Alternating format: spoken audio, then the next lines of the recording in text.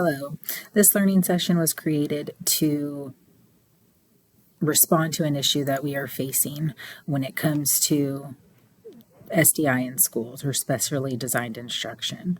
So students with disabilities are continuing to fall behind, and that's not because of a lack of care or a lack of even teaching. It's because the instruction that we're giving often isn't truly individualized for what the students need, and teachers are not able to deliver that because they're not equipped with the tools that they're needing in order to give SDI, or specially designed instruction. So as a special education professional, it is frustrating to see that PL is falling short. It's very quick, one-size-fits-all workshops, and that is not how SPED is. SPED is very unique and individualized based on our learners and based on their needs. So why wouldn't we do the same for our teachers? So this project grew into more than just a critique of things. It became a call to action, what we really need to be doing, because transformation is possible.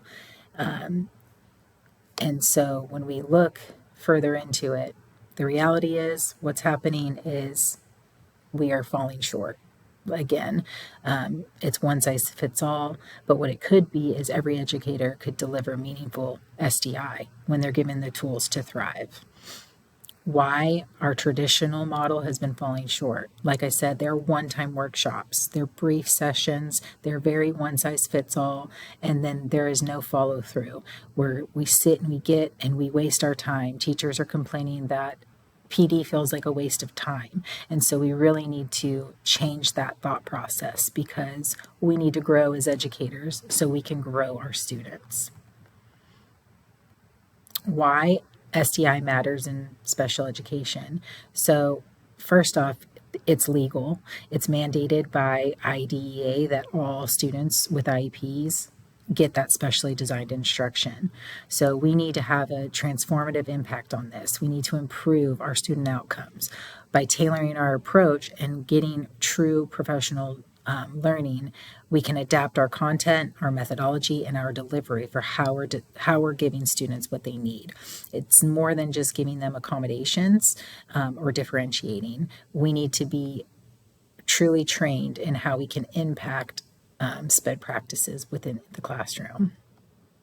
So what happens if we stay the same? If we stay the same, we're going to continue with the same outcomes. We're going to have missed opportunities when it comes to our students and their learning, and missed opportunities when it comes to teaching and developing strategies that are needed. Teachers are going to remain frustrated, and they're going to continue to do the things wrong. They're going to continue to just implement things incorrectly. We're never truly going to individualize our instruction. We're just going to differentiate, which is essentially a tier 3 approach, and it's not specially designed instruction. So we need to make sure that we have this shift, because without it, we're having limited student growth and we're increasing challenges, and our progress just remains the same. We're staying stagnant in our approach. So when we get it right, it will look different.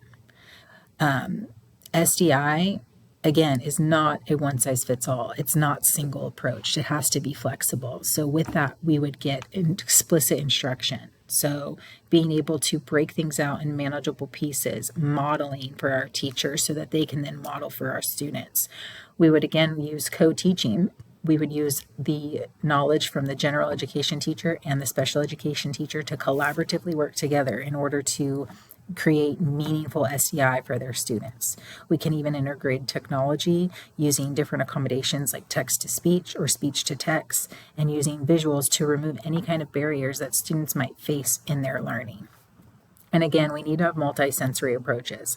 Like learning for teachers is not one size fits all. Learning for students is not either. So we need to make sure that we're appealing to all of the methods to strengthen all of the pathways for students so that they can be successful, using things that are visual, auditory, kinesthetic, so that we can meet each one of their individualized needs. And again, with all of this, we have to continue to monitor our progress so that we can use student growth, so that we can use it to impact our student growth. Again, there's 5 key principles for effective professional learning, which is the duration and ongoing support. We're going to do this more than one day. This is going to be something that we use often and check in and have coaching cycles because we want to be able to implement that support in real world. We want to go into the classrooms and have embedded coaching cycles where teachers can learn and dig into what they're doing. With this, we'll have active engagement and modeling to help support, and it's going to be very specific for our students and our teachers.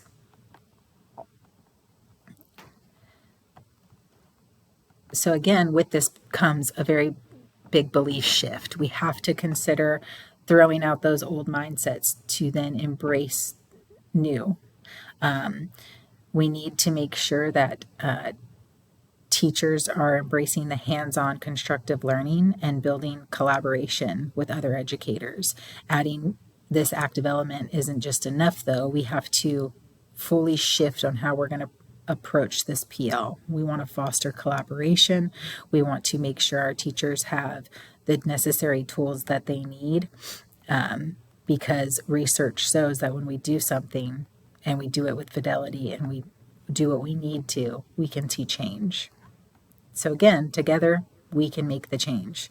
We have to have better training, and we have to have a community where we feel comfortable talking and modeling. So we have to support this professional learning on our campuses and within our classrooms. It's our job to provide the resource needed so that we can have this ongoing coaching and model this for our teachers and have collaborative learning, because without that we stay stagnant and we're not going to achieve all that we can. So we can continue to have this ineffective professional learning, or we can embrace this change and this new approach. We have the research that tells us that this isn't working and we need to change it, and we have a model to use. So I hope that you can join me in making SDI part of your everyday routine and part of elements in your classroom that will help to further impact not only your classroom, the school, but our district as well.